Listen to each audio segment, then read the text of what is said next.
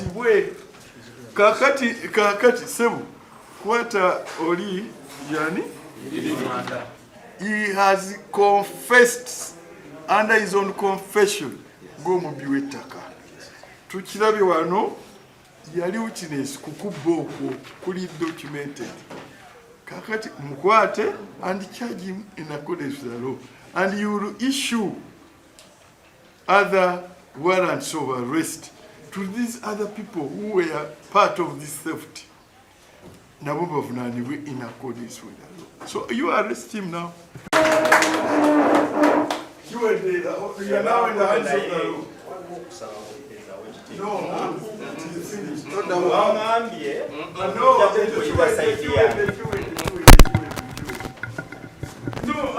the evidence. The evidence is here. Yeah. Yes. Say Atunda.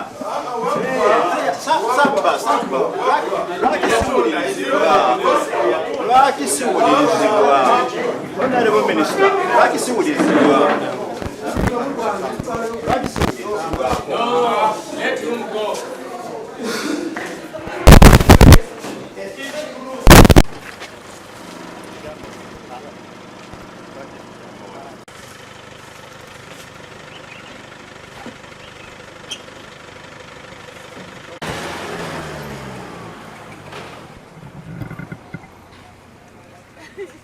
From the Ministry of Lands.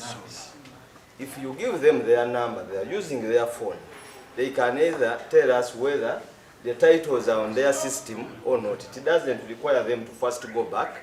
It's a question of logging in the system for the system to show whether the title is in their system or not. Nga balazine proprietor ebitawa Amina nenini namba ye kweri kitegeeza kyajja mu system nga tutamaze okusaako system empya kubanga ye gitusaako nenini namba kweri ndoza n'obufaananyi gye buli ekitegeeza nga honorable MP bwagambye ekyebyapa tusooke tetujja okuba available kubanga kati teri available. MP wamwe n'abalala bajja kutambula bagende ku parliament balabe resolution edigazetting kati ebyapa bino bisooke bitandika okuweebwa abantu sebasebwa ekitiibwa kakati ekibali ate waliwo ebyapa birina ku system. Kakati kye tulina okukola kukozesa section 91 okubisazaamu. Kakati So much disgusted. Prime Minister, on 8th, Thursday 8th December 2022, the Prime Minister responded to the question that I raised in Parliament. And in a summary, because this is an answer to Parliament, in a summary, I'm only going to read the summary of her statements.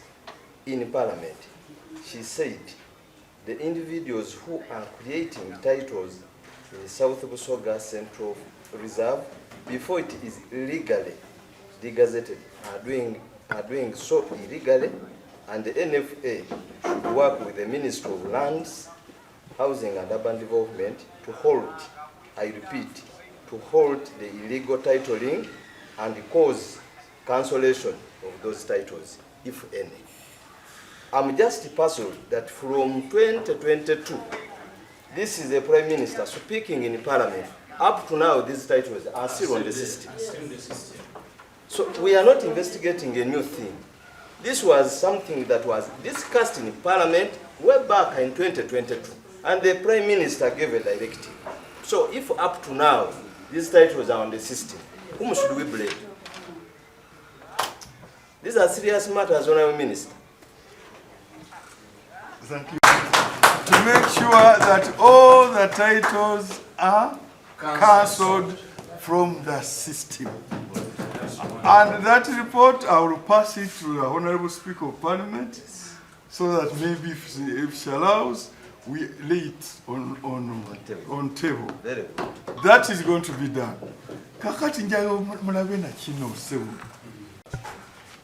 Abitawa ebitawa Amina. Amina bwe yakifuna kino ekifu n'akitunda.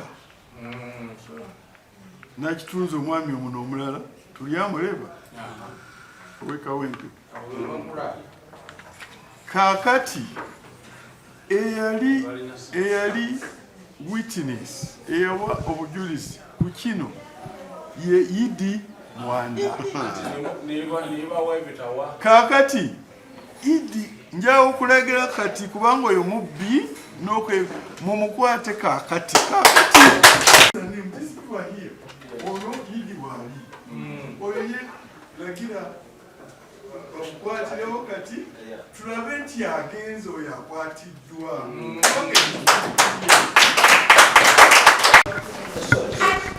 Njagala mpulirize lwaki siwulirizibwa nze document eza ownership over that land lwaki siwulirizibwa before I'm being arrested lwaki tampuliriza saidi yange ettaka si lya district ettaka lya batuuze.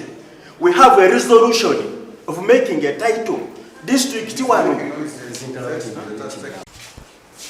ndi mubbi wa ttaka nze yateesa ne president nze Mwanda Idi on 22nd October 2010 nze yateesa ne president ebukalenzi n'agamba ettaka ndibaddiza process zonna prime minister's office what nze abadde abikola nze abigoba era naye chipo one official ne bagamba minister agenda ku officialinga land opening boundaries mugende mubeerewo nzize twakajja wano different letters okuva mu PS nga zigamba tugende to opening boundaries.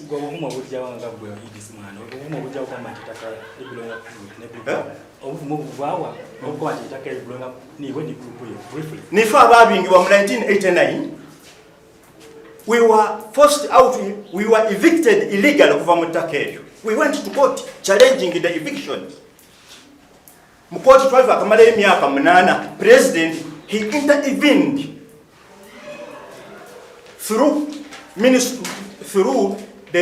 land registry state house. President najja ne tutuula ebukalenzi on 22nd October 2010 ne tukanya 48 villages mbaddiza. Even the presidential directive tegamba nti atuwadde yatuddiza ettaka because government ya Museveni yatusanga ku ttaka. Twalina amagombolola bumwe na sub county. I'm a taxpayer of that area. Only person ebyaapa bya different elders. Ebyaapa byogerwako they are for different people, not Mwanda. And it is funny whenever it comes such a time when we are going for elections, our people look at us. You see, we are the representatives, and sometimes the decision that the president takes, because if you read his directive, it was out of an outcry by his people. And by the time he issued a directive, we thought in less than a year, this directive will be implemented. If you read the answers from Parliament, right from the 9th Parliament when I joined, I only lost the 10th Parliament, but I came back in this Parliament, the issue was not handled up to now. And getting these titles that at least you started now taking action, I was also wondering really, if we have illegal titles in an area and the people are mentioned and the titles are on the system, nothing is taking place. What are we doing? Are we joking? And I have never believed that my president is a joker. By the time he issues a directive, he's meaning it. Now that you have come, and I know you